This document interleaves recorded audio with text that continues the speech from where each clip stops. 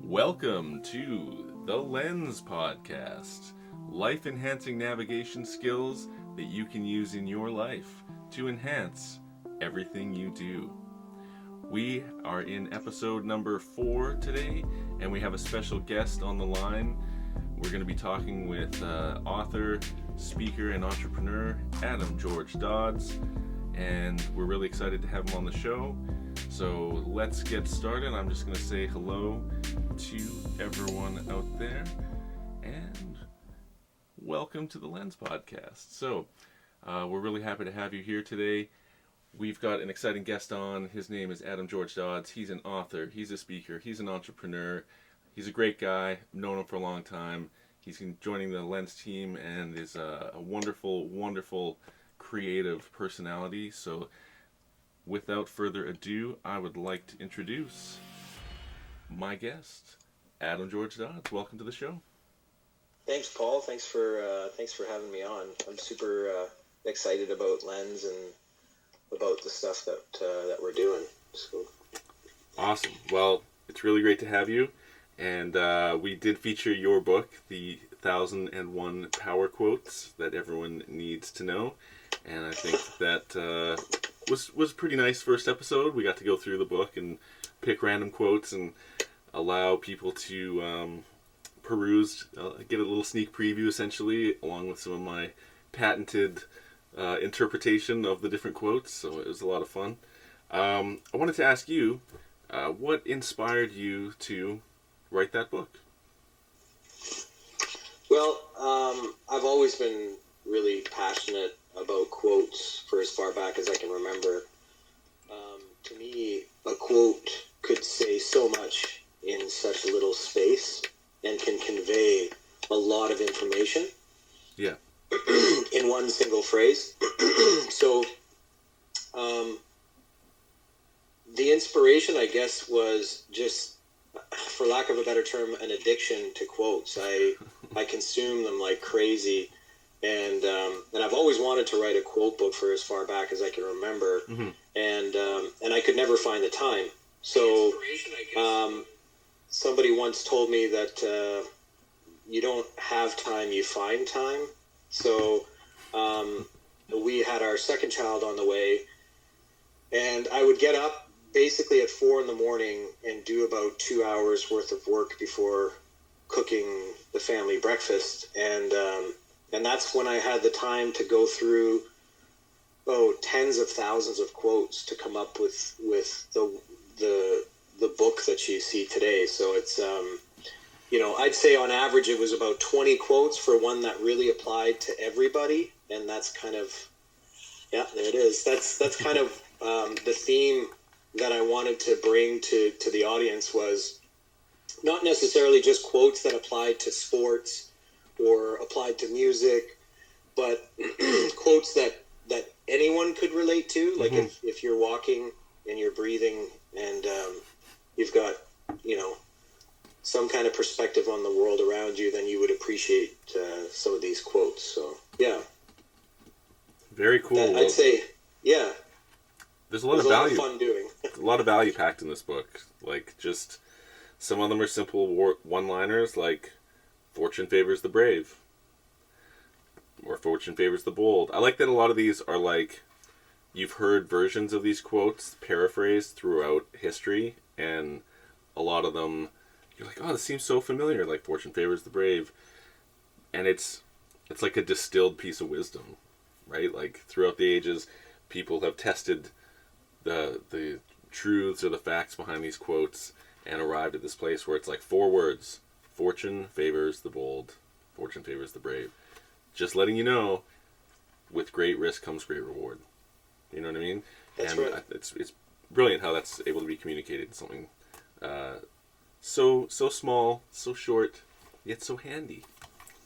So Well, that's part of the reason why it is only 1001. Like I could have kept going, but the size of the book can get a little cumbersome, and so I wanted something that was small enough to be able to fit in a handbag or in a purse or whatever, and be able to reference it without necessarily having to jump on your phone and You just and whip do it out, right? and it's there you go. Are you planning on doing a sequel book, maybe 1,001 more power quotes that you also need to know, or is it? Yeah, It's an exhausting process writing a book, even assembling stuff, right? You're absolutely right. It's a love-hate relationship. Let's put it this way. I kind of bit off a little bit too much that I could chew at the start. I'm like, oh, I'm just going to do 1,001, and you know, and 500 rolls around, and I'm like, oh my God, it's been 3 months, you know, and like, how long is this going to take to finish, right? And so, yeah, it was just, it was one of those things that, you know, like any art form, I guess, if you want to reference that, it's a love-hate relationship, and so there's some passion in there that I really wanted to show. Yeah, well, I think it's just interesting because the love part is seeing the result. The hate part is like figuring out the Rubik's Cube and all the effort and time that it takes to put into it, because you visualized this goal and you're like, I just got to drive down the highway to my goal, but while you're on this highway, you're like, oh, there's all these check stops and issues and car trouble and running out of gas, and you're like, oh, and that's the simple thing. You just never give up, and once you've gotten there, you can look back and be like, hey, I produced this. This now exists in the world because of all that pain and suffering and effort. Not that it's all pain and suffering, but it can be draining to sit there and read quote after quote after quote, and you're trying to evoke meaning from every single one, because you don't want to miss that golden quote that makes the cut. And yet, yeah, it's amazing that you found time to do it, and made time to do it, I should say. So you've must be pretty good at organizing and scheduling your time then, or do you have a system to kind of segment everything that you have to do during the day? Yeah, I have an amazing partner who's helped me a lot with that, and I think you can share a lot of that sentiment. My partner is super organized, and she she places a lot of emphasis on organizational skills, and a lot of that's rubbed off on me, where I'm more or less the let's just wing it kind of thing, and let's see where we made our mistakes and then fix them for the next time. She's like, no, let's visualize where some of these mistakes could be, right? And address them before we get going. And so I'm more of let's just get the job done, right? And we'll fix it on the way. In a lot of cases, yeah. And she's in a lot of cases, let's enjoy the process of getting it done. So, yeah, I think that's kind of a complementary relationship that I have, and I'm so lucky to have her. So, yeah, I would say complementary is the right way to describe it. You kind of fit together, and it's like one's strengths and one's lesser strengths augmenting each other. So it's wonderful to see, and especially raising kids and doing businesses and all these things. I know to disclose, I've worked on some businesses with you, everything from Life Bites to the Fruit Fly Funnels, and always found it to be an enjoyable, even when challenging, experience. And it's helped me grow immensely in terms of organizing, the necessity of setting goals to be able to achieve them, and then just having like a daily checklist of things that you want to do and get accomplished. A Scrum Board, so to speak. Yeah, Scrum Board, like whatever tool it takes for you, whether it's digital or analog, having some way to organize both what you want to do, and how to schedule your time, essentially. I know initially it can feel restrictive and almost like you're like blocking yourself into sort of prison, but you're actually alleviating a bunch of extra work that your mind would have to do later, scrambling to figure out, okay, what's next on the agenda, what's the next thing, and it immensely helps you stay focused on the task at hand and the upcoming task, because it's already, you've done the work, you've pre-laid it out. And so I compliment my partner as well, helping me develop an organizational system instead of the wing it style that can work.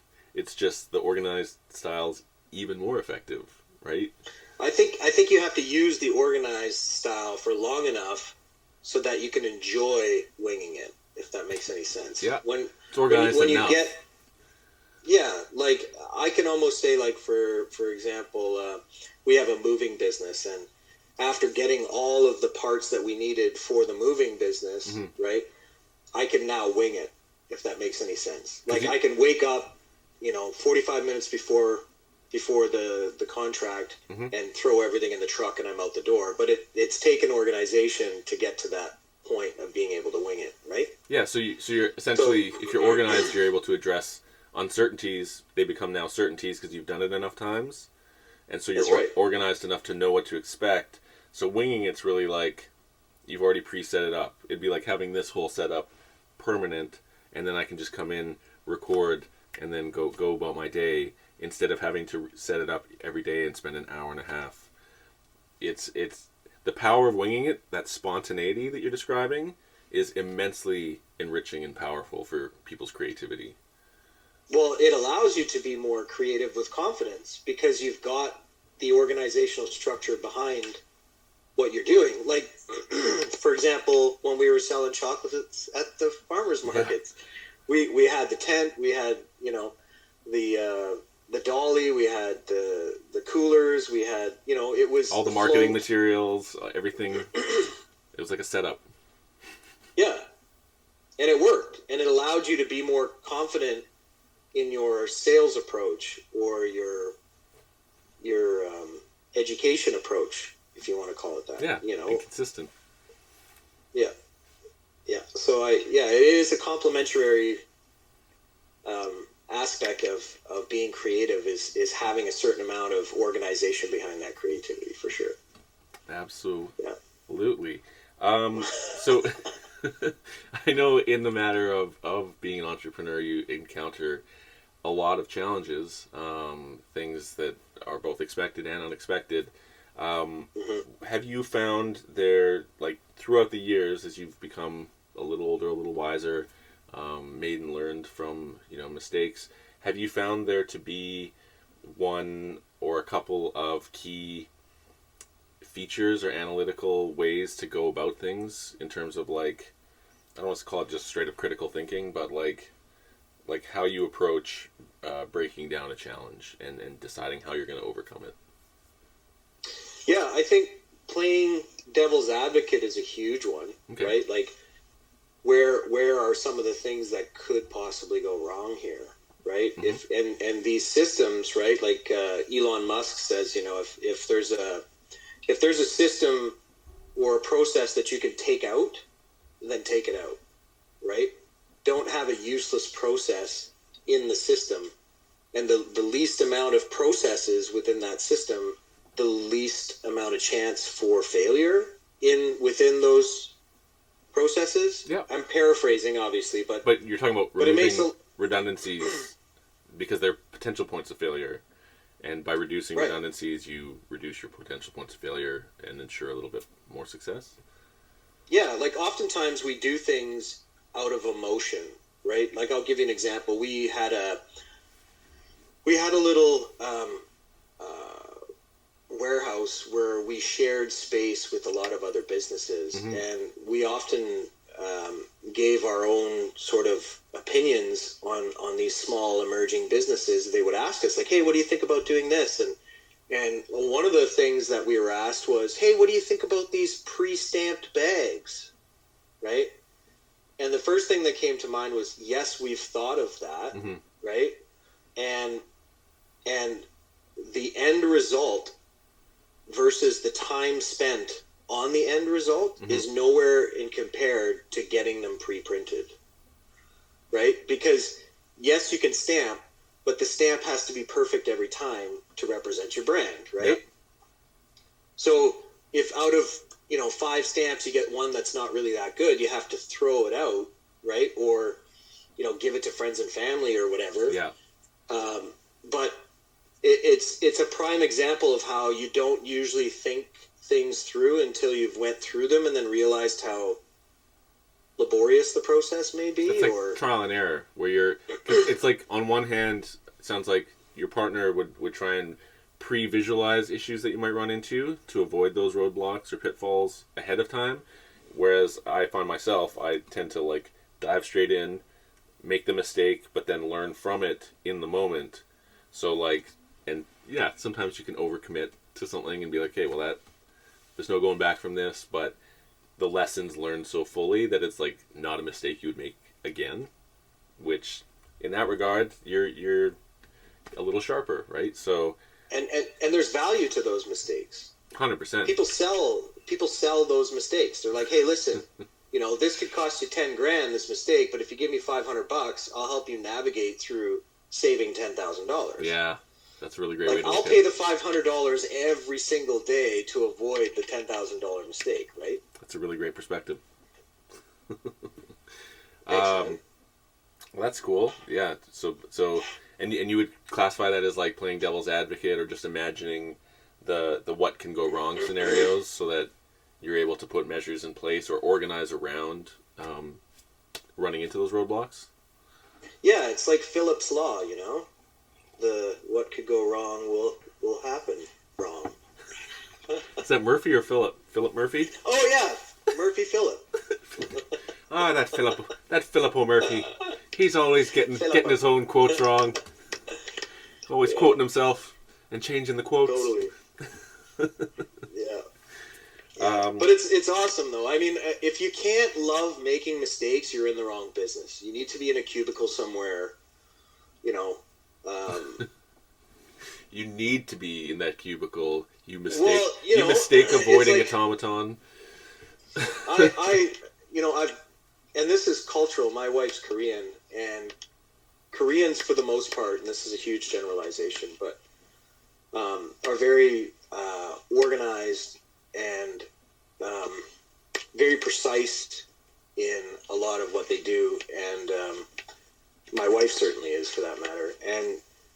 But at the same time, there's like a really big disdain for making mistakes, I guess. Like it's not something that's easily acceptable, and my wife and I have been at odds for a long time about this, where she can make a mistake and become very upset, and I can make a mistake and not really care, and then she'll be, how do you not care? And I'm like, if I care, then I'll be worried about making more mistakes, and I can't be worried about making mistakes. Yes, you have to have a certain level of devil's advocate, right?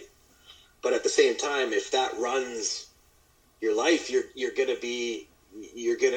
not gonna take those risks, and those risks is, like you said before, is where the reward is found. So yeah, I think it runs the risk of becoming almost neurotic, right? When your anxiety kicks up over any challenge, or the fear of avoiding any challenge or discomfort, then yeah, that can become almost paralyzing, I think, for a lot of people. So we can dig a little deeper in that, because that's one thing I found, when we were working together, is I had more of a personality temperament like Sungmi's, in terms of like, damn it, I made a mistake, and giving it more weight than it necessarily deserved. I know you want to give enough weight to correct the mistake. I know that you want to be aware. You don't want to be making mistakes and not even be aware of it. But yeah, you would always seem very collected around whatever. If a mistake led to a further challenge, you were like, hey, we can solve it. No problem, buddy. So I was always impressed by that, and wondered if it was like a place you had to arrive at, or if you've just always naturally kind of had that philosophy. Yeah, I think I was always a tinkerer. Like I like to make things as a kid, and a lot of what involves making things will inevitably end up being making mistakes. So part of the process. I found that the more I made mistakes, the less progress I found in making my thing. And the more emotionally attached I was to that mistake, the harder it was to complete that thing. So so when I removed myself emotionally from the mistake and looked at it from a critical perspective, I guess you could call it, it allowed me to expedite the completion of what it is I was working on much easier, So there's an Inuit saying, I think, something to do, and of course I'm paraphrasing, is, complaining, who has time for complaining? We're far too busy to complain, right? That's a and it's true. When know. Who does have time to complain? Only people who aren't going forward. Because when it comes to like spending energy, making effort, everyone has to admit it's far easier, it's far less energy to complain or make an empty critique than to actually take an action or create something oneself. And you know, it's not a trap that we can get stuck in, but if you find yourself creating less and critiquing more, then you might, you know, there's a possibility of some inner work that needs to be done, because I think over complaining people that don't take any action, it's sort of a self-sabotage, and that's a whole other host of like deep dive, but it's a reflection. Those attitudes and behaviors are a reflection of where they're at, and they might just be tapped out creatively or not able to access that creative spirit. One of the things you taught me about was going after your passion, right? Developing your passion and going after it. And I wanted to know how you arrived at that part of your philosophy, which is finding and focusing on your passion. Well, that's a good question. Before I even get to the passion part, I like to qualify what it is I'm going to be passionate about. So, for example, we moved to a small town in Northern Ontario, and one of the things that we had to decide when COVID hit was, what are we going to do, right? Like, I lost my job pretty much, and so we had a list, right, of potential businesses that we can get involved in that would, I guess, insulate us, for lack of a better term. Like, so, you know, what's an essential service on that list took down about, 80% of all the businesses that I was interested in opening up or exploring, right? Wow, yeah. So it made it much easier for me to decide a moving company because A, it was an essential service, right? And B, that then became my passion. Does that make sense? Yeah. So you developed a new passion out of the thing that you had chosen to do, almost more out of necessity than like directed interest. But that's cool that you were able to develop passion out of that choice. Right. And so that sort of morphed into a long-term goal that I've had for a really long time. Was start a homestead. Yes. Sorry, continue. No. That's fine. If you've got to reset, you can reset. We thank you for joining us on this episode of Lens. We're going to take a quick 15-second break, and we'll be right back with our guest, Adam George Dodds.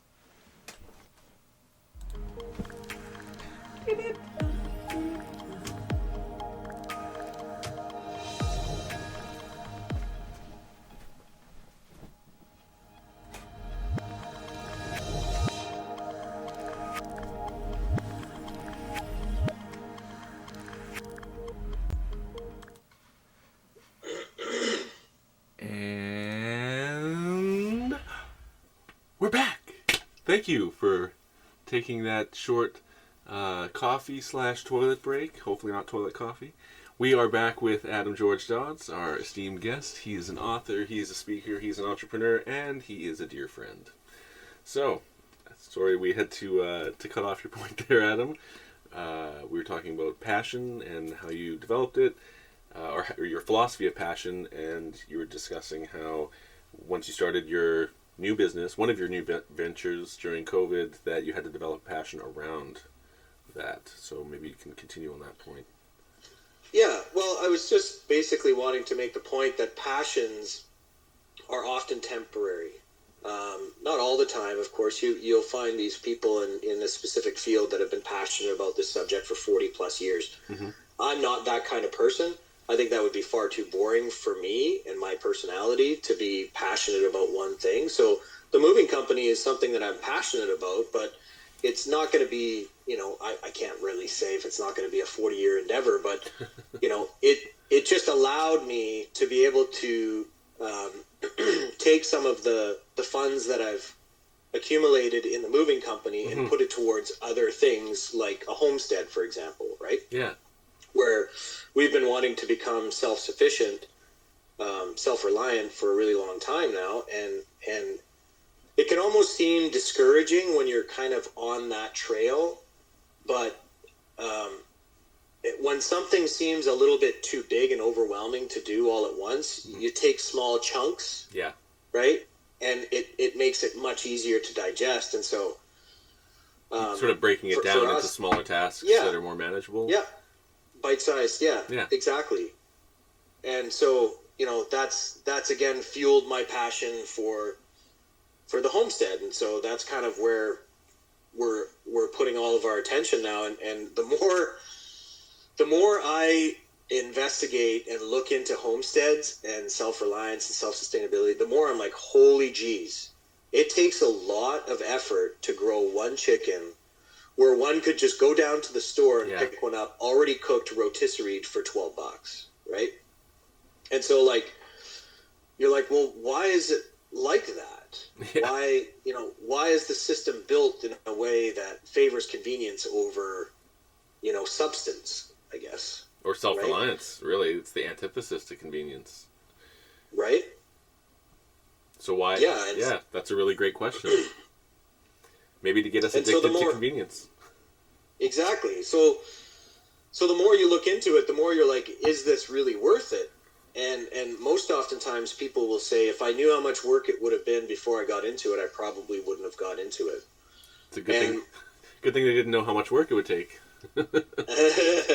And so, using a lot of the stuff that I've applied to entrepreneurialism in the last, over a decade now, I can apply that to the homestead where I don't have to go back to the 1800s to appreciate living in a self-reliant, self-sustainable way. Like my grandmother used to tell me stories about how difficult it was for her and her family, living on a barrel of apples for a month, right? And so, it doesn't have to go back to that. We can still take the conveniences of today's world and apply it to, and the technologies for that matter, and apply it to being self-reliant, self-sustainable. So you can kind of have a more convenient version of self-reliance than, say, 100 years ago, pre-ubiquitous electricity and, all these great farming techniques that have come out. It's almost like benefiting from the wisdom of the ages and the technologies that have been created. And you're not talking about becoming a Luddite and only having analog stone-based technology, but instead utilizing what works, what makes everything more manageable. Because I think the other thing is people also used to have 5 to 10 kids, not just because no birth control, but because you needed an army to take care of the whole farm. That's right. And that's right. If there's 5 of you, then you can kind of assign tasks and teach the girls different parts of responsibility. I think it's a great opportunity to homestead with your family. So I'm really, really happy that you made that choice. Yeah, thank you. We have this little practice where we bring 5 logs in every morning and 5 logs in every night to keep the house warm. And one of the things I tell my kids is before you get the heat, you have to get the wood, right? You can't be comfortable without getting the wood, right? Yeah. And so they get it, as young as 5 and 7 and 4, they get it, they understand.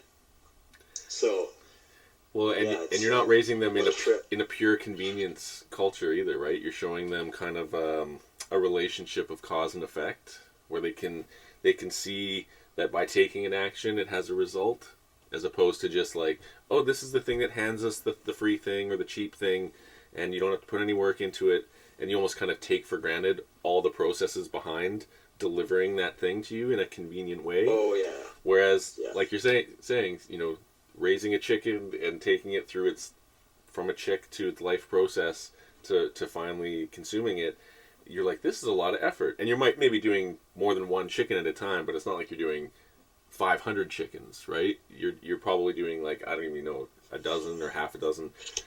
And but then you start to become in sync, I would imagine, with the organization and scheduling required to maintain your garden, your animals, your property, and how do you balance and organize that level of work, or do the needs change throughout the seasons? They do change throughout the seasons, but again, it's qualifying, right? Come up with a big list of stuff that you'd like to explore, Mm-hmm. and then shorten it up based on, how much work, how much effort, and like Feasibility. We're gonna. Sorry. Feasibility. Yeah, exactly. Yeah. Like, chickens are a good way to start, and a lot of people that we've been following online have said that. And so we decided, okay, well, let's do garlic, Mm-hmm. right? And let's do chicken. And we also grow worms, composting worms. Yeah. Because Great for the soil. Because exactly, and so fertilizers are quite expensive, and they can damage your soil if not used properly. And so their price is about to skyrocket as well. That's another discussion. Yeah, and everything is, right? And so it becomes more feasible to do this as everything else increases in prices, right? Mm-hmm, mm-hmm. And so I can take my 10 chickens and go get a quarter cow, for example. We're just using that as an example, but instead of, growing my cow and finding less time for things because I have chores to do for that cow, right? So Mm-hmm.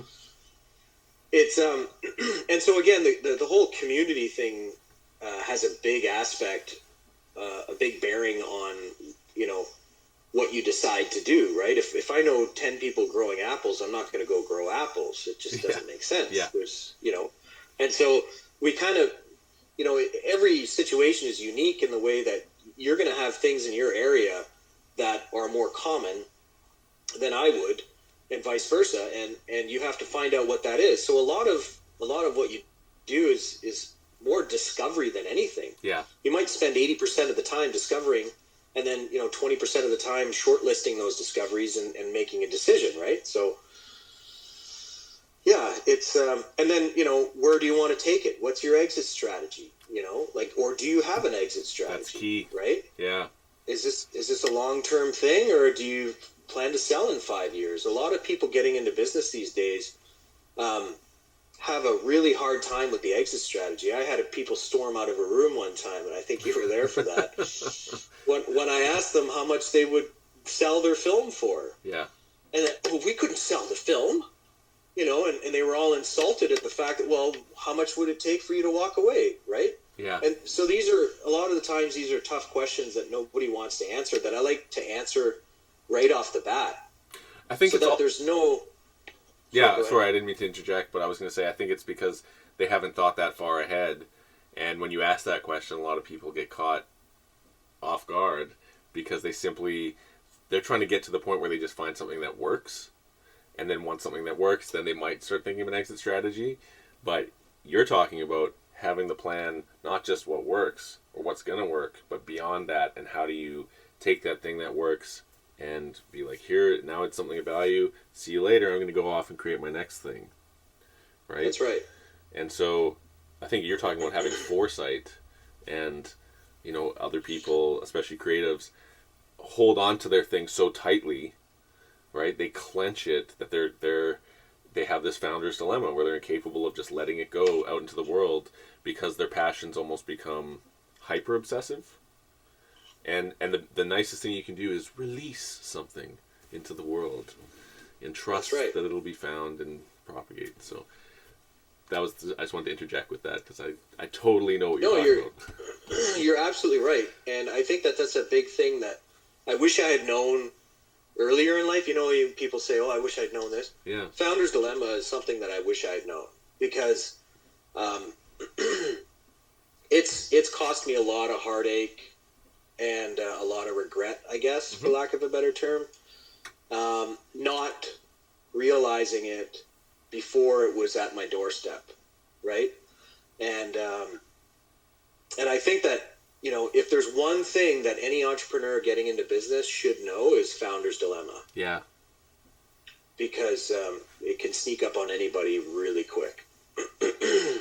It's almost like people care so much that they start micromanaging, and the micromanaging, exactly, you get this tunnel vision and incapable of seeing the bigger picture. You develop blind spots, and those are the things that are gonna upturn your business if you're not conscious of them, and if you're not prepared to hand off duties and responsibilities to competent people at the key moments. And I think that's, like, we've both experienced people, A, being incompetent for the position, and then B, being incapable of passing on to people who are competent, and therefore it starts to tank things, right? So I would say, like, have you found when you qualify people to work with that if they don't have some form of exit strategy, that it is sort of indicative that they're going to be suffering from founder's dilemma? Yeah, but at the same time, it's never too late, right? Yeah. You know, it's kind of one of those situations where if somebody's halfway through the lifespan of their business, they might thank you for that because now they can consider something. But if somebody's at the end of their business and you bring it up, they may take it super offensive because they haven't planned and they haven't worked up towards that exit strategy. Yeah. And then it dawns on them. Or it takes a lot of planning, right? Yeah. So be prepared. Like, planning for your own success and visualizing it fully. I think you're right. It also involves your post-success actions, because if you can't see past your success, it's possible to get right up to the edge of it, but because you can't see past it, you're actually afraid to step through your own success. That's right. And yeah, I think you make a really good point between founder's dilemma and avoiding micromanagement and having an exit strategy, and I think those are inextricably linked together. And you can see it in lots of successful entrepreneurs that have jumped over that hurdle, as it were. So yeah, to add to that, yes, I think I've started to, like, you know, back in the day, putting my mind in what an investor would think, what sort of questions they would have, and why would they be. 90% of the time, an investor will look at your business, they'll look at your team, they'll look at the founder, and then they'll look at the perspective, right? Like, so the financials and the rest of it. Yeah. But if you're an entrepreneur just starting out, it's really hard to tell what to do and why to do it if you don't have connecting nodes, right? So I don't know why I should be doing this, but I know that it's important. But then somebody might shed light on that and say, well, you should be doing this because this is inextricably linked to the exit strategy. Yes. Right? And so it's really hard as a young entrepreneur to understand some of the most crucial aspects to a business when you're going out, because you have nothing to reference it to. Yeah. And so, and really at the end of the day, the only way you're going to reference that is by making those mistakes or learning from other people's mistakes, right? Exactly. Hence having a good team, because a team can advise you of the pitfalls, advise you of the blind spots, be competent stewards of whatever aspect they're covering. Because entrepreneurs, you do have to start out kind of doing everything yourself. And like you said, if you don't have a frame of reference for what to expect, if you don't even know what competency in some field looks like, then it's going to be not only hard to become competent yourself, but to also recognize competency in those that you form your team with. So true. So true. Yeah, I think that's one talent, is being able to just recognize what competency looks like, and be able to, whatever field you're going into, whatever industry you're going into, recognize who the leaders are, who's competent, who's efficiently managing their business, and what areas are they still coming up short, and what is the niche or the opportunity that you can create to interject yourself into that industry. Because a lot of people, I think you would agree with this point, they develop their passion first and they blindly jump in. They haven't researched their competition, they haven't done a feasibility study, they haven't done any cost benefit analysis. They're just like, I'm going to make these doodads and I don't care, and that'll get you so far. But if you do all that extra effort at the beginning, you can really hone in and focus how you should develop your product, and therefore instead of your passion being a wide laser that's not very powerful, you can focus it and condense it into your laser focused product or service. Yeah, I think it's a lot. You're right. And a lot of that has to do with not wanting a reality check. It's easier for me to just start this business than it is for me to do all this heavy lifting and realize whether the business is even worth starting. Yeah. Like you don't want to talk yourself out of it before you've even started. Exactly. Even though that might be the right choice because you've just happened to have unluckily chosen a non-feasible idea or business or whatever. Yeah. So, yeah, I can see why people would avoid the reality check, but I was that guy. I've made a lot of mistakes. And at the end of the day, that's what I'm selling as I'm selling to people the mistakes that I've made, and my expertise is based on those mistakes, right? Absolutely. Because there's no way I could have known that mistake would have happened unless it actually happened, There's a lesser chance, I should say. I mean, I could go read 50 books on any given topic, right? But, yeah. But I think the mistakes you make experientially have the most weighted wisdom, because you're like, first of all, I don't want to do that again. Second, it's like, what's the valuable takeaway from this, so that no mistake is valueless? And then how do I distill and teach this lesson to others who don't have the same experience, but in a way that they'll still take the advice? You know what I mean? Because a lot of people want to make the mistakes themselves. Other people are like, thank you for the advice. I will now avoid jumping over that pit because I didn't know alligators would jump up and grab my feet. You know what I mean? Yeah. So, yeah, it's being able to take the wisdom that we've accrued throughout the years. I know we both look like we're in our late 20s or whatever, but we're slightly older than that. And there's a value in that, because you're passing on, like you said, you're selling your mistakes. You're selling the ability to avoid or navigate around, I should say, certain challenges, and or have an easier time, or and more informed time of dealing with the challenge, which makes it more certain. And like you said, if you're a young entrepreneur especially, you've been sold an idea of here's what to expect, but until you actually jump in, you don't actually know.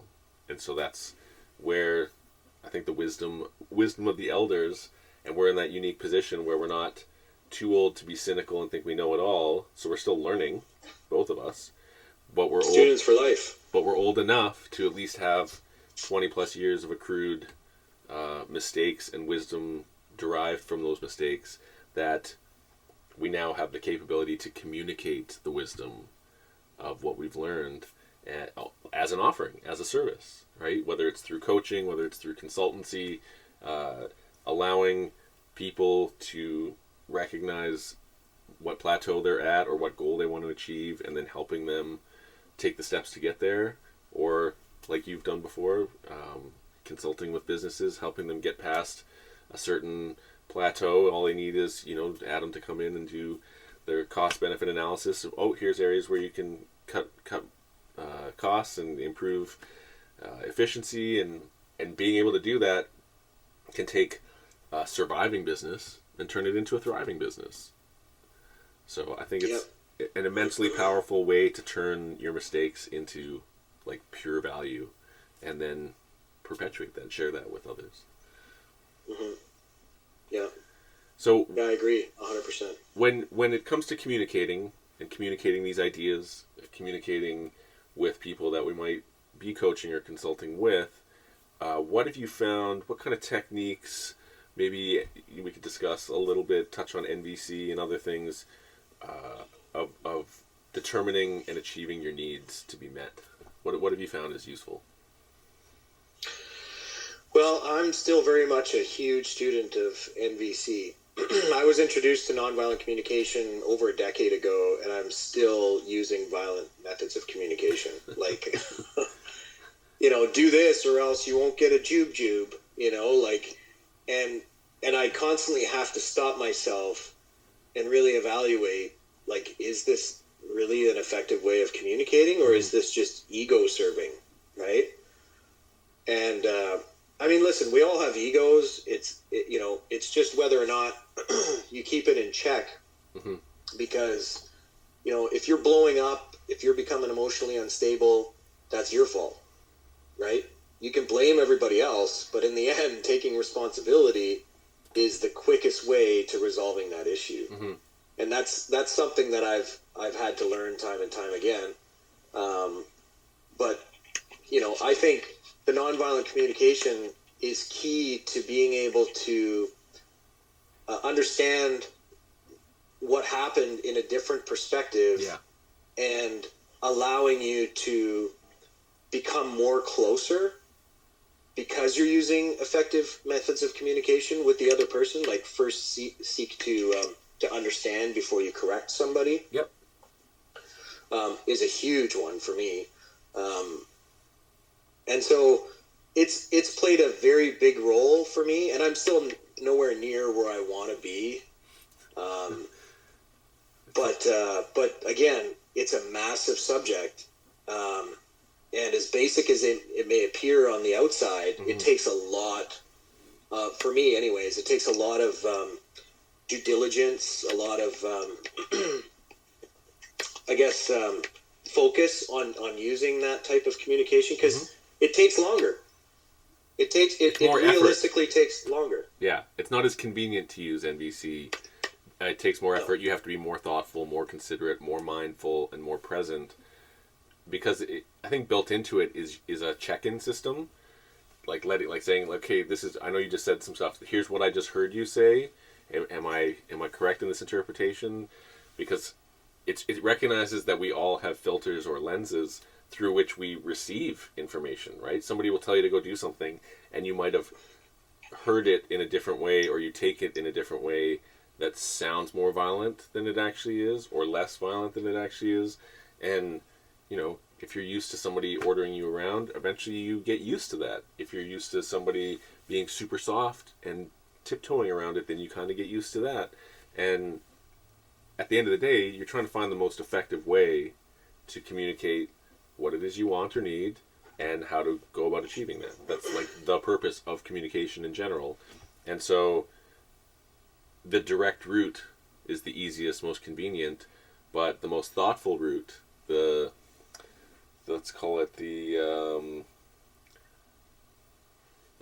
drawing a blank. Anyways, let's take the long way. You know what I mean? The scenic route. Taking the scenic route takes a little bit longer, but you have a more beautiful experience, because your considerateness and thoughtfulness ends up creating more rapport and more bond with the person you're communicating with, because they feel heard and understood.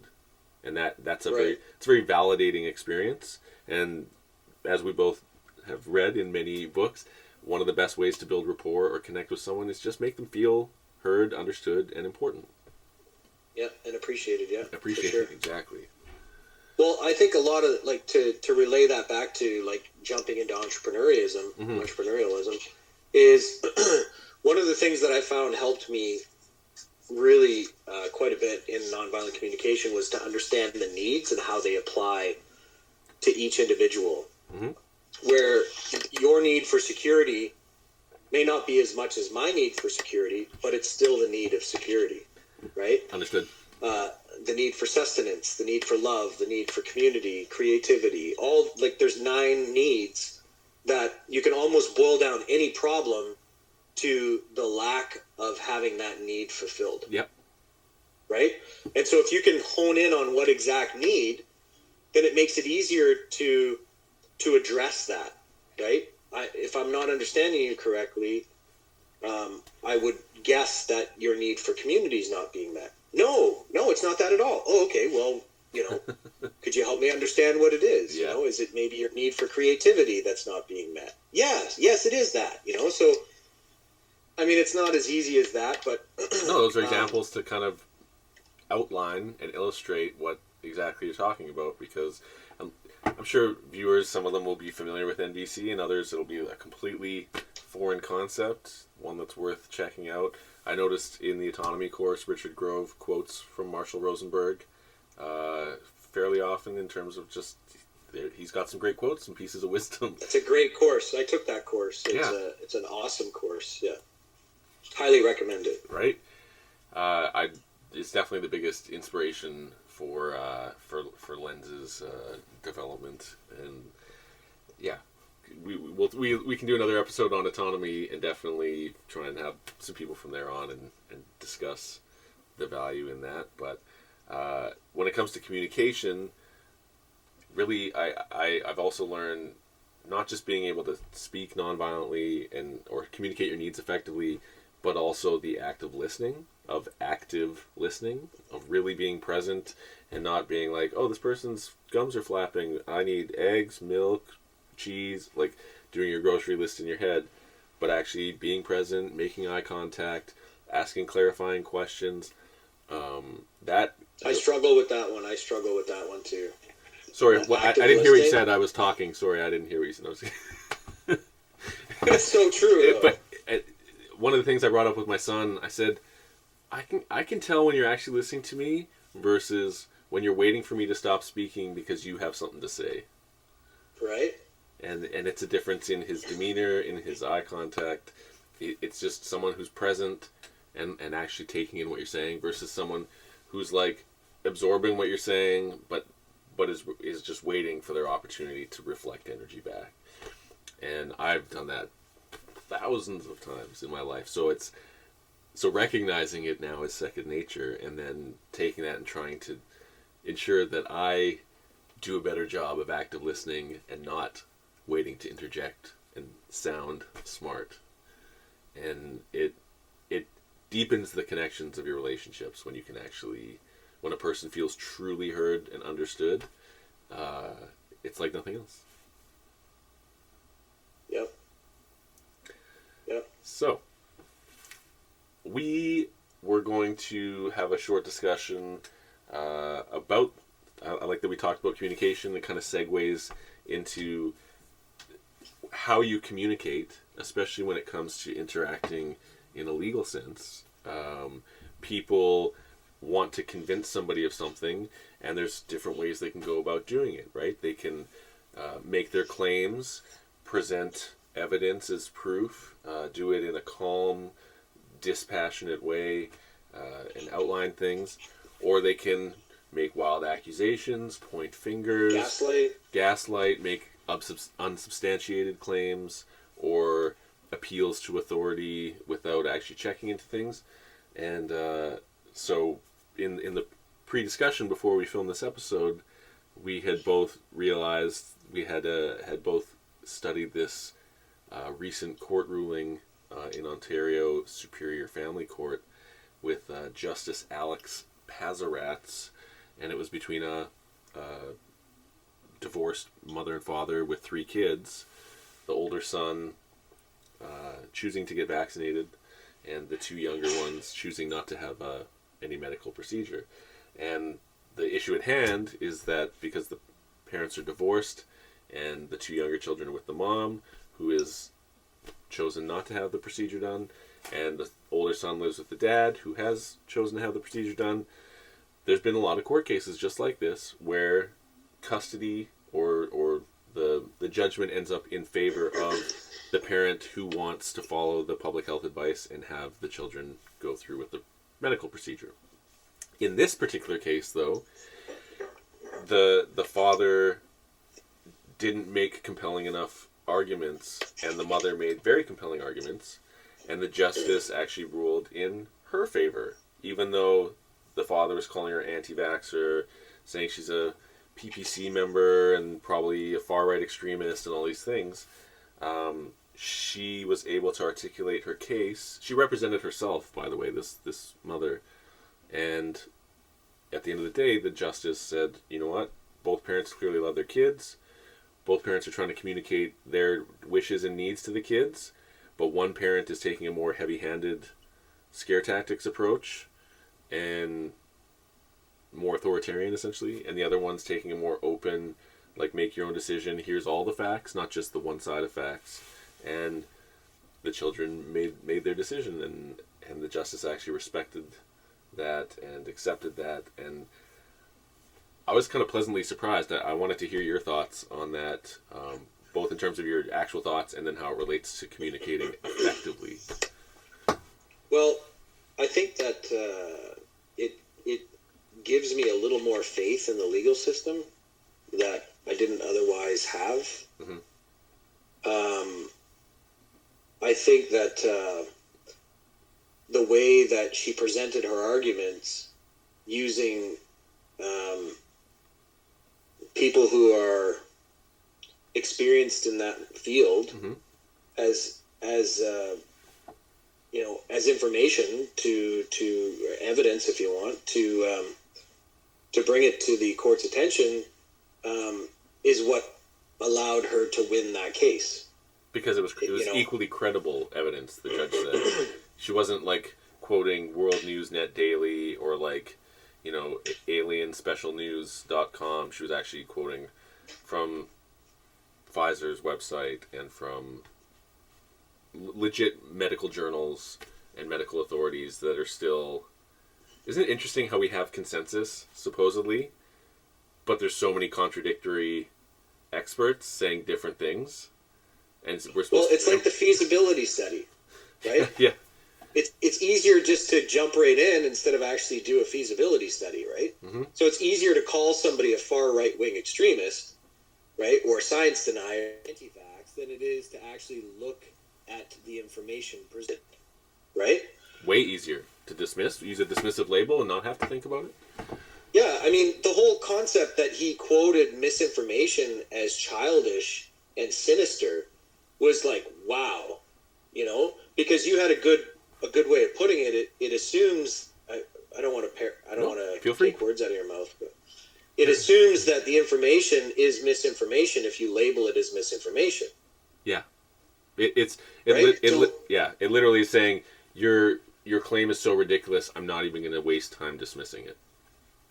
Right. Which is that's a dangerous type of argument because it assumes... It's a slippery slope. Well, it presumes that you're 100% correct and leaves no room for you to be challenged because you've already preloaded the misinformation label. It's very pernicious. It's like calling someone a racist or a rapist or any of these terms that carry great weight because of the consequences behind them. But once you've kind of called someone that, you can't really take it back. Right. You can't call somebody an anti-vax if they've had vaccines in the past and they're hesitant about these vaccines. Like, they're not anti-vaccine at all. They've taken vaccines in the past, right? Like, well, people can use those names as pejoratives. It's just intellectually dishonest to do so, because that's a great way of putting it. If you're rushing to slap a label on someone to disqualify them, rather than at least hear their argument, because you presume, I've heard this argument 1,000 times, or I just know that this is right-wing bullshit. There's an arrogance in that presumption that can be quite disabling if it's not checked, because then what else are you presuming and assuming is true and correct? And slapping the misinformation label without doing due diligence into whether it actually is this person's misinformed or ignorant or whatever is, I would say, the height of arrogance, because, again, not to mention the logical fallacy of appeal to authority, appeal to expertise. Experts are the ones who approved thalidomide. Experts are the ones who said your doctor recommends Camel cigarettes. Experts are the one who said these hydrogenated oils are great for you, and these saturated fats... No, but that's out of context. This is another one I hear a lot. Out of context. Right? Well, that study's out of context, or that report only mentions a little bit of the report, and it's just like, what? Like, yeah. So if someone has a predetermined conclusion, then they will bend the facts and the information to kind of fit that storyline, and tend to kind of tune out the rest. Obviously it's hard to communicate with people who are stuck in that mode, and I have to admit there's people who are both authoritarian, non-conspiratorial, and anti-authoritarian, pro-conspiratorial, who both suffer from that sort of label-slapping dismissiveness. Absolutely. Which it's indicative of a closed mind, right? Yeah. We both have gone through having a super wide open mind and taking in almost too much wooish stuff, and then learning critical thinking and almost becoming super closed off, like cynically skeptical about everything. And then finally, I think where we've arrived is a balance of openness, but with a good filter, so that we're not prone to believing a bunch of horse flop. You know what I mean? So what's the filter? The filter of critical thinking, I mean, for me, it's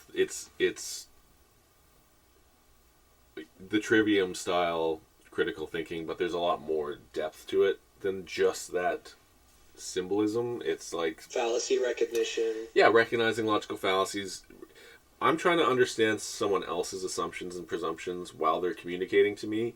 I find now that if I check with them what their definition of something is, that avoids 80% of arguments right there, because most arguments are people who haven't defined their terms, and they're assuming or presuming each other's definitions, and so they're actually talking about two different things, and then getting frustrated. Why aren't you understanding my point? And it's like, I thought you were talking about this. No, I'm talking about something completely different. Oh, I guess we should have defined our terms first so that we both know what we're talking about, or we know what each other is talking about. And so once that takes too much time.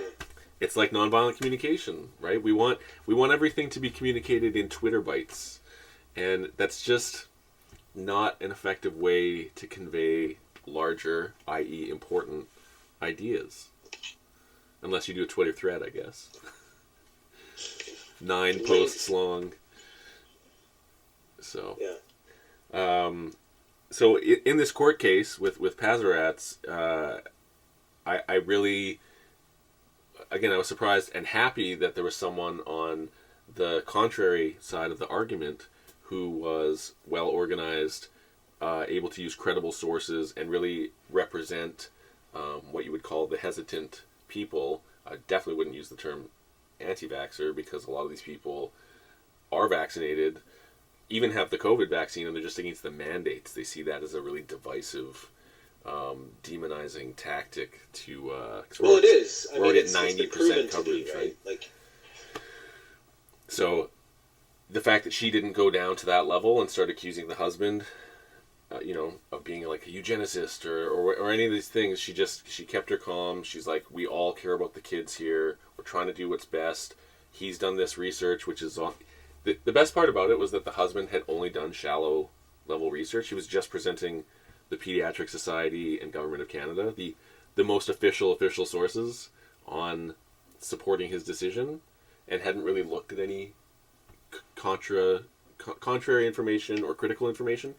And she herself provided critical information from not only the product manufacturer, like listing all the side effects and potential issues with younger people taking this product, but she also listed medical journals with actual peer-reviewed studies that at least showed that there was higher risk and less effectiveness than originally considered when these products came on the market last year. And the justice... Well, the science has changed. So maybe I'd like to just discuss that in the time that we have left, which is, do you think science as a concept, which to me, let's define it, science is the act of questioning things to try and arrive at a truthful conclusion, right? And you might do that through repeated experiments, you might do it through hypothesis testing, you might do it through studies and control groups and all these things. But the one thing that I think everyone should start as a founding principle regarding science is not meant to be a belief system. It is not meant to be a thing that you need to trust or believe in, because if it's arriving at truth doesn't require belief. It is just what exists. And the act of arriving at truth, right, getting all your facts in order, making sure your facts are accurate, asking questions of the facts to test their integrity, and then assembling and ordering and testing those facts to come into a better understanding of truth, it requires questioning. As soon as you say there's a consensus, the debate is over, no more questions, you're now the anti-science person. You're now denying science, because the act of denying questions about science is the act of science. And so anyone who's trying to suppress, censor, or dismiss questions, I think needs to take a long look in the mirror and examine their arrogance or their ego and see why they might be shifting into this new belief system, this new religion called scientism. Well, ego doesn't like to admit it has ego. That's the thing about ego, is it's super sneaky that way. Yeah. Well, that's not my ego. That's science. It's like, well, I am the science. That's not how science works. But science is now, it almost seems to have priests, whether it's Fauci or Bill Nye or Neil deGrasse Tyson or any of these guys, and they're, I don't think people understand the business behind science, just like they don't understand the business behind show business. It's sort of obfuscated from the public sphere on purpose, because actually knowing and understanding the inner workings of how money flows, of who gives grants, of how the corporations themselves fund the regulatory agencies who are supposed to keep them in check. So if they are overly critical about their products, then the money's not going to be there to have their job. So it's... What does following the money have to do with anything? That's how to understand influence and where it comes from. Like, the funny thing is, so much of this is not conspiratorial, but is more like open business practices, and the fact that it's these business plans, which some people read and advertise as conspiratorial, they're actually just plain old boring profit schemes, through which the details are so mundane, and the activities so not salacious that most people just don't have the intellectual or mental bandwidth to even consider something so large. Or capacity, right? Yeah. Like, it's... how much time do you have to invest in all this paper, right? Like... Well, these are all storylines, right? So storylines kind of drive our life. If you're isolated completely, you have no idea what's going on in the world, it's because you don't have access to stories. But you can be completely plugged into the internet and have access to like 1,000 stories and be completely overwhelmed and still not know what's going on, because you don't have the means to determine which stories have credibility and which ones don't. Right? We think flashy graphics and nice transitions and perfectly made up repeaters of information equals trust and credibility, when a lot of times that's like curated propaganda, like polished propaganda, and it's a person not even saying their own thoughts, they're just repeating what's on a teleprompter and saying it in an authoritative way that, it's all very carefully organized and planned out in terms of the delivery of that stuff to create the illusion of authoritativeness. Just like the way politicians speak, almost like robots. If you ever noticed, a lot of times they turn like this, they say a bunch of stuff, and then they turn like this and they say a bunch of stuff. And you should know, and they're waving their little magic wand, and it's because they have two teleprompters on angled glass that are in each direction, and they're just turning from one teleprompter to the other teleprompter and speaking. Well, you remember how naive we were when we wanted to get into the film industry, and we did a bunch of stuff, and we realized, well, at least I did quickly, that, wow, this is not what I expected. Yeah. Right? I thought it was like, one take wonders, lots of craft services, everybody's happy, but the amount of problems that exist in just one production is just crazy. And then, to add to that, all of the unexpected circumstances that arise, right? Like, yeah, it's, you see kind of the forest from the trees when you get behind the camera versus just in front of the camera, or watching it on TV for that matter, right? Absolutely. Well, you see the power differential between, and you see the hierarchy, which is not usually aware of. You see how a lot of people are exploited or pushed towards certain things. We just didn't be right. Now you're topless in the scene.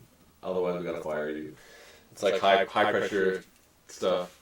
And then there's these positions of power seem to attract some predatory type personalities, right? Where they're like, oh, these people are desperate, I will exploit them via these means, and you end up with like a Harvey Weinstein or a Jeffrey Epstein or I guess. And to think of all the people who are in these positions of power as actors, who are preaching a narrative that you're like, you're an actor. Why are you preaching this narrative here that has nothing to do with your profession at all, right? But it's because they're a recognized face. Like, yeah, exactly. You're a storyteller. It's the aspect of psychology, psychological connection. The reason Hollywood star system exists is because they recognize people with what you call star quality, which is the instant you see them and start talking, tons of people just feel a connection and rapport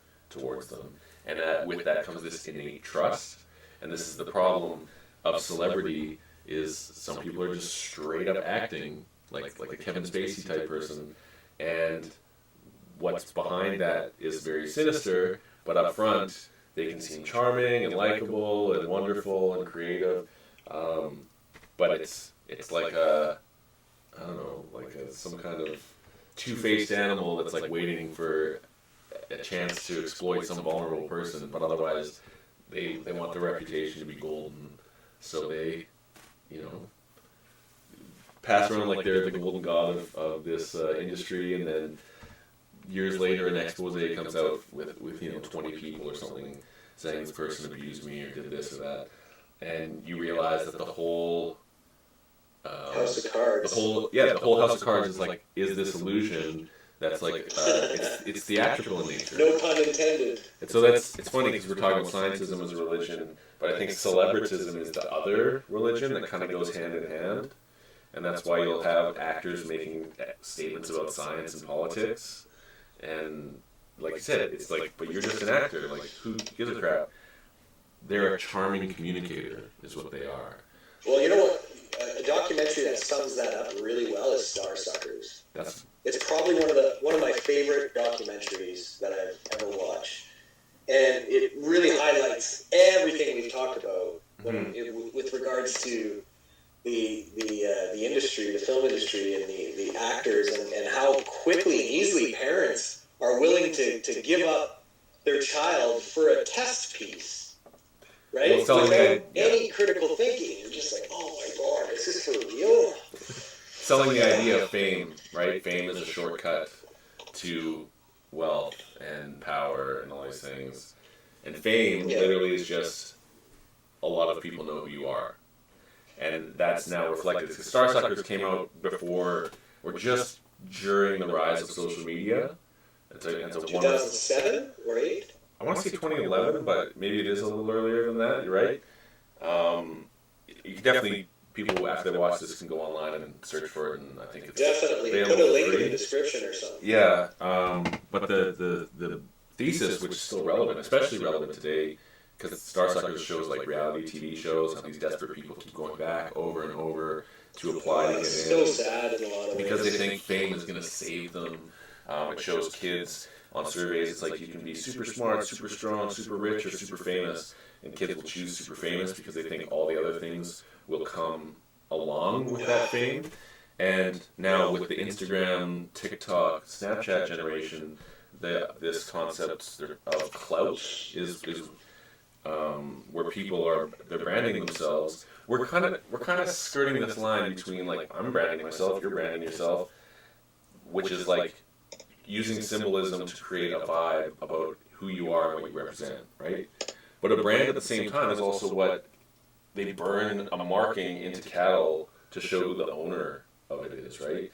So, but it's supposed to instill trust. Well, it's supposed to instill certainty, because now you know whose cow it is, and therefore, it's from the trustworthy group. Okay, then cool. It's a good cow. So, in a way, even though I'm going to continue branding myself and helping people develop their brands, you have to recognize it is a form of commodification of turning ourselves kind of into products or living services, essentially. And well, you have a service or a product, right? Yeah, so rather than be like, I'm completely anti-branding, anti-capitalistic, like I don't want to exchange my energy for value and all that stuff. Rather than going down that sort of like, it's not even anarchy, it's more communistic, like I don't want to do any work. Individualism. Well, there's a difference between between communitarianism, which is like a community of individuals, and then communism, which is we are the group. It's more of a hive mind. So to me, the hive mind can probably work really great, but it's like at the mercy of a leadership structure, and if the structure becomes corrupted, the whole thing becomes corrupted. Whereas a communitarian system of individuals is more egalitarian. There's more equality. Each person, even if they're not equal in ability, they all communicate and figure out the balance for everyone, so that it's everyone's rights are maintained, and some majority group can't suppress or oppress this minority group. So I think when it comes to trying to form a community, the communitarian standard is going to be kind of the new way of these little pockets of self-reliance or autonomous collectives, let's say, because collectivism as a ideology is kind of repressing the individual and saying you don't matter as an individual, all your efforts should be sacrificed to the greater good. And most of the people I find supporting that idea don't know, they haven't read Animal Farm by George Orwell or 1984 or Brave New World or any of these, but they think for the greater good is this sacrosanct concept for which everything in your life must be sacrificed. And they don't look at, well, wait, who's defining what the greater good is today? Yeah, or what should be sacrificed. Exactly. Like, they presume that they're part of a social contract that they've never read and never signed, and then they insist that you are also must be a part of their version of this social contract that you've never read or signed. And it's most interesting when you ask someone to define the social contract that they want to hold over you, and they just go, it's just, like what Canada stands for, and you're like, but what is the actual? It just blows my mind. You can instantly tell how empty someone's argument is when you ask them to define their terms, and they try to avoid defining something, and instead either use the word itself to define itself, or result to like insult and ridicule for even daring to ask them to define it. Or they define their terms, and their terms are not even anywhere near what the actual definition of the word is. Yeah, well, so you can tell right away, like, you have no understanding of this topic if your definition to this word is not even anywhere near close to the understanding of that definition. Yeah, like the common definition. Because if two people decide that some word means something completely different to everyone else, but to them too, it just means this thing, then cool, like that's within your little private conversation. But we do have dictionaries and commonly understood definitions, and they're not strict, like Oxford versus Webster definition might be slightly different, but the gist is going to be the same, right? And so, it's not like I carry around an Oxford and be like, well, actually, this is defined as this. It's more like, we're not communicating effectively if I don't know what you're talking about. And we're definitely not communicating effectively if you don't know what you're talking about. So I find when somebody is talking about something they don't know, like you said with NBC, you can qualify whether they don't know out of ignorance or out of malice. Like, are they speaking up their ass and they just want to sound smart, or are they earnestly ignorant and open to being corrected so that they can go forward with more accuracy? And that comes down to personality types, the openness and agreeableness versus closeness and contrariness. So I think the closeness and the contrariness is a self-preservation tool. Yeah. Because if I open up, it might basically question everything that I believe in. Sounds like a lot of work. That is not synonymous to comfort, right? Do you think comfort is addictive? I think complacency is. If you look at how we've evolved as humanity over the last thousands of years, like an individual walks the earth today will have all the access to what a king had 300-400 years ago. Yeah.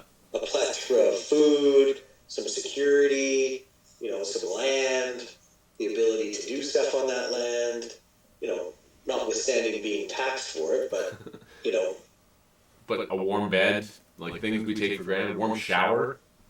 Yeah. These are relatively recent creature comforts.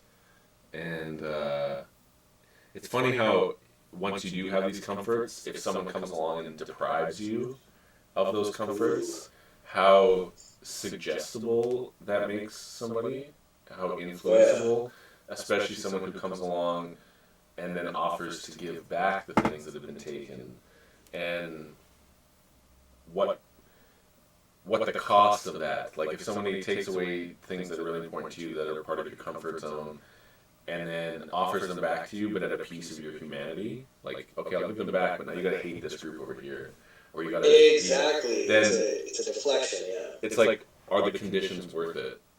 And why don't more people question the people who are taking away the comforts and question the stated reasons, right? This greater good. We're taking away. There's a quote. I'm not sure if it's in 1,001 Power Quotes, but it's essentially the greater good is always the reason that tyrants will give for any of their actions. They're never going to come out and say, "I'm doing this because I'm evil." Right. They always say, "This is for your own benefit. This is for your protection. This is for your safety." And then if you point it out, it's plausible deniability. Well, Absolutely. No, the science has changed. Not only plausible deniability, but plausible ridiculability, because if someone asks a question you don't like, you can ignore them, you can avoid them, or you can shame them for asking the question so they won't ask any more pesky questions. And if you have an army of shamers that listen to your every word, you can sick those people, and that's the cancel culture aspect, is where almost like religious zealots, they don't care the context, they don't care what the actual details, they don't even really care the general truth. They're told a story, it provokes outrage, they're like, where do I direct my outrage? And then let's punish this sinner. So, in celebritism, Blasphema. we can all be part of the canceling priest class. You just have to believe hard enough. Science blasphemer. Well, that's what science denier is. It's the new blasphemy, right? Assume that all pre-settled science is always correct. Well, I sent you a video today of the SNL skit. Yeah, the mask one. That was pretty interesting. I'm like, whoa. The SNL is now making fun of this. Well, they weren't making fun of it in the last 2 years, but now that all the mandates are being lifted, now they're all of a sudden, it's a comedic relief of what happened for the last 2 years? Or it's a cultural touchstone. So once a piece of cultural symbolism shifts the landscape, this goes back to Edward Bernays and all these ideas of like an event being a symbol for a shift in consciousness.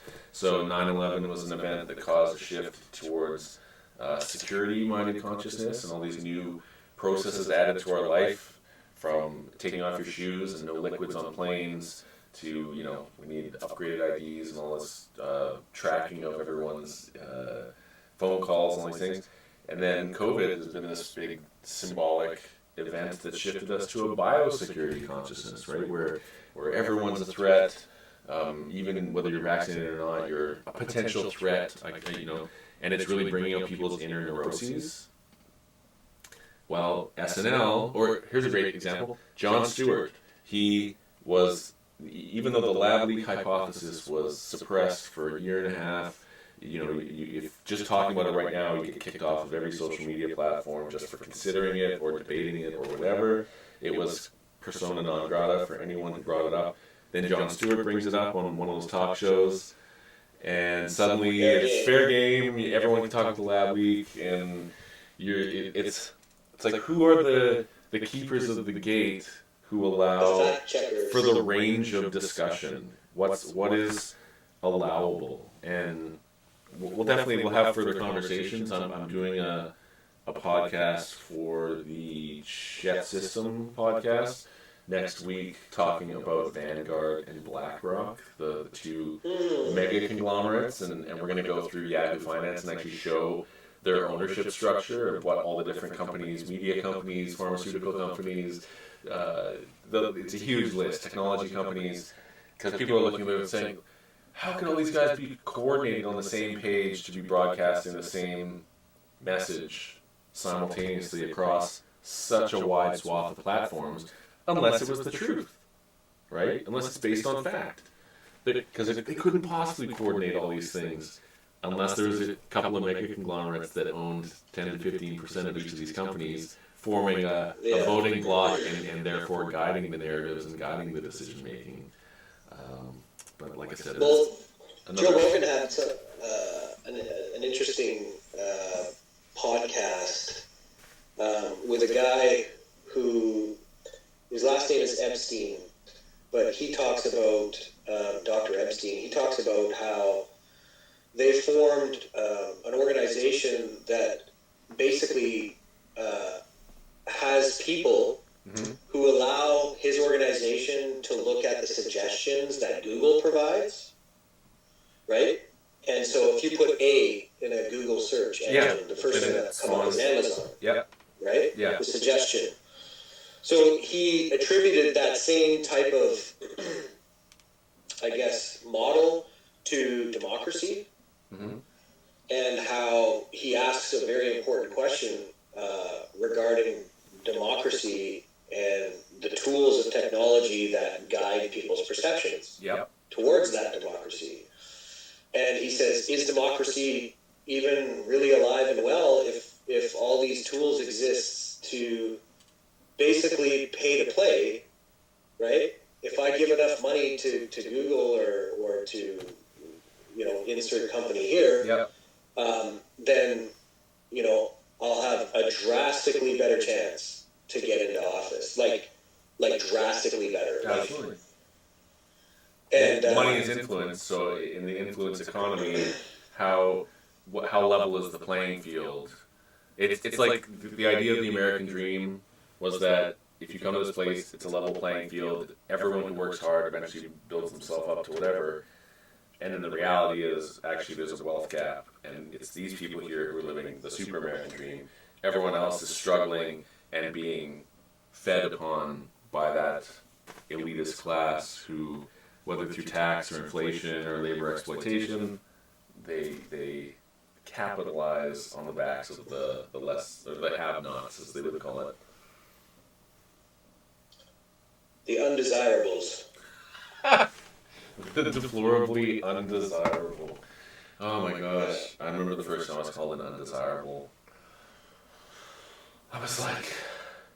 You were branded with the undesirable name? You are an undesirable. That's okay. You can wear it as a badge, because if someone thinks you're undesirable but they haven't actually given you good reason, then it's probably more about them than you. That's a good point. So... wow, I feel, just like all our conversations, Adam, I feel like we could just go on for hours and hours, but I think an hour and a half, does that sound like a reasonable conversation, or do we want to go full 3-hour Joe Rogan style? I want to definitely recommend that people can check out your website, which we have here in the background here. Adam George Dodds talks about your writing, speaking engagements, many of your skills, autonomy. You've got lots of great testimonials. You have links to get your wonderful book, 1001 Power Quotes that everyone needs to know. And I think as the Lens podcast continues over the next month, that we'll also be working on some Lens modules together, which I'm really looking forward to doing. And we'll be opening up that wing of things for people to register for some coursework that we're offering, and also the opportunity for coaching and consulting from Adam or myself or our other partners, including my wife Rhea. So I just want to thank you for your time, and thank you for joining us today. Thank you to the audience. Anyone who's checking this out on Twitch, you rock. Please like, follow, subscribe, comment, give us some feedback. Let us know what we're doing that you like and what we're doing that you think could be done better. We always want to hear from you. If you're watching this on YouTube, Of course, same deal, like, subscribe, notify, and we really appreciate your time and attention. Love you very much. Adam, you're a wonderful human being. I love you, man. Thanks, man. Stay on the line, and we'll chat soon. Thank you so much to everyone. This is the Lens Podcast, Life Enhancing Navigation Skills. I'm the host, Paul Verge. We'll see you next time. We love your faces, and we'll see you tomorrow. Take care, y'all.